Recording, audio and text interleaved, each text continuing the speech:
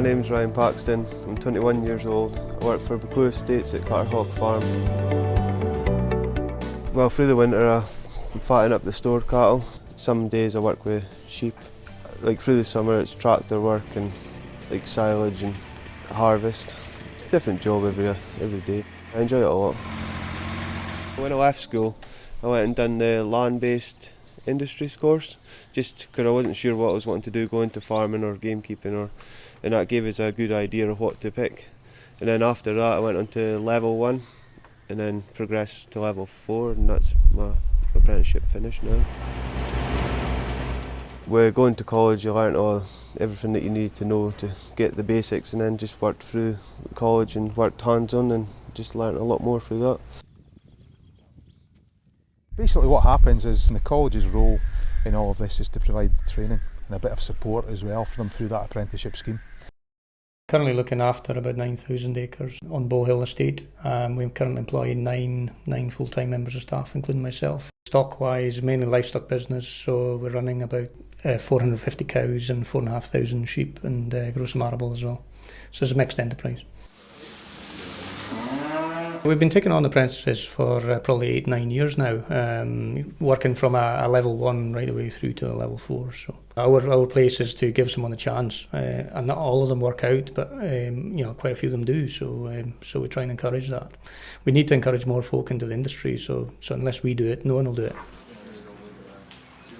There's not really any defined time scale. It's a programme that I would say most apprentices would get through in 18 months to 2 years. If they really work hard and they get a lot of support from the farm, they might get through it in a year, but they have to at least see the full farming cycle from spring right through to the following spring.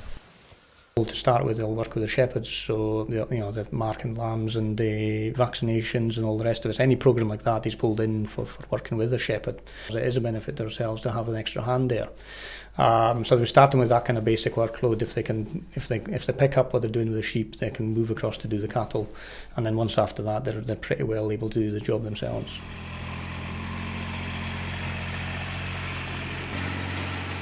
They have a portfolio that they work through. What will happen is Dave would come onto farm and he'd say, Ryan, what are you doing this week? And Ryan would feed back to him and tell him, and Dave would just follow him that day. And if there's a certain task he had to do, but perhaps it's maybe service a tractor, Dave would actually watch him doing it and have a checklist. And when he's happy that Ryan's fulfilled all the criteria in that checklist, he'd be signed off as completed in that particular element. If an apprentice comes to the college, gets a spraying certificate, that's worth a lot to the farmer. But at the end of the day, they're going to get an employee that's qualified to carry out the tasks on the farm. And as you know, in agriculture just now and most industries, legislation, they need to get that ticket to do certain jobs. That's where the modern apprenticeship's fundamental. The guy can come in and go around sheep, but doesn't understand the practicalities behind different issues. Health and safety is now becoming more of an issue. The guys have to check machines off every morning. But it's also a benefit to us that they do that, because it means we've got a lower repair liability. Well, every Monday morning we do pre-checks on the tractors, and it's just oil, like everything that's needing to be safe, and you take it off on that iPad. And if there's something wrong, you can take a photo of it and it'll go to Sean's computer, and he knows it's wrong and they can get it fixed. Now in agriculture, you can't just go out and jump on a tractor and spray a field or spread fertiliser. They've got to calibrate that machine. So we'll teach them about the numeracy and the ICT that goes into that side of the industry as well. Well, there's a lot more technology involved in agriculture now. So we're looking at EID tagging in all the cattle and sheep. So now that's becoming a more of a recording issue, because everything's now individually reconciled. So it's not just a case that you have 500 sheep in the field, you have 500 there, but you know every individual tag. The feeder wagon, all the feed that's going into the cattle, it's on a little computer and it goes straight to Sean's computer, so you can see what's getting fed and the rations that they're on. Even if you vaccinate them, it'll go onto the computer. Different tasks will be recorded on quality and like an assessment on the job.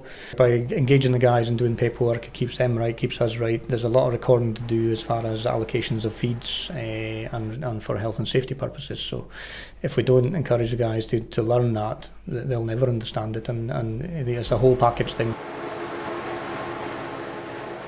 You're going to college and you're getting to work at the same time, so you're not at college 24/7, you're getting to learn hands-on as well, so you're earning money and learning at the same time.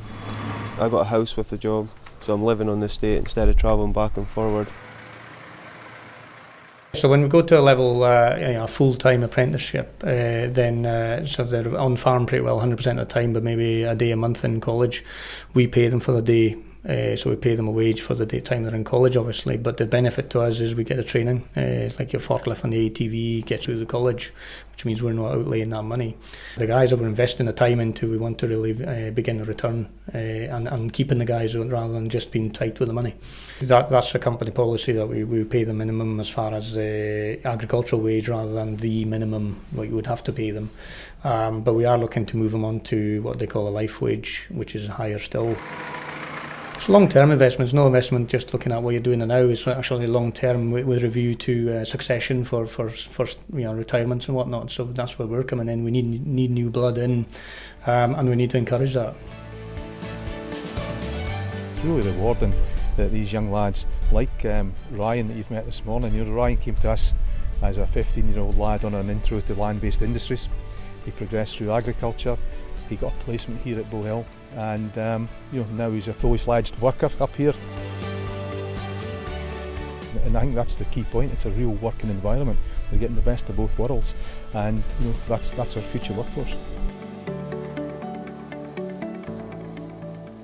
Rather than trying to pull someone that's set in his ways and trying to adjust them, you've actually got someone that's working to the practices you want him to do. Obviously, I'm keen to keep him long term, and regardless if he works for us long term, he's not got something that he can walk away with. Whereas if he came just as a farm worker, he probably wouldn't have anything like that in qualifications. So I think from that point of view, we've achieved what we wanted to do and set out to do, and Ryan's met his goals and probably exceeded them. So yeah, it's a good result all around.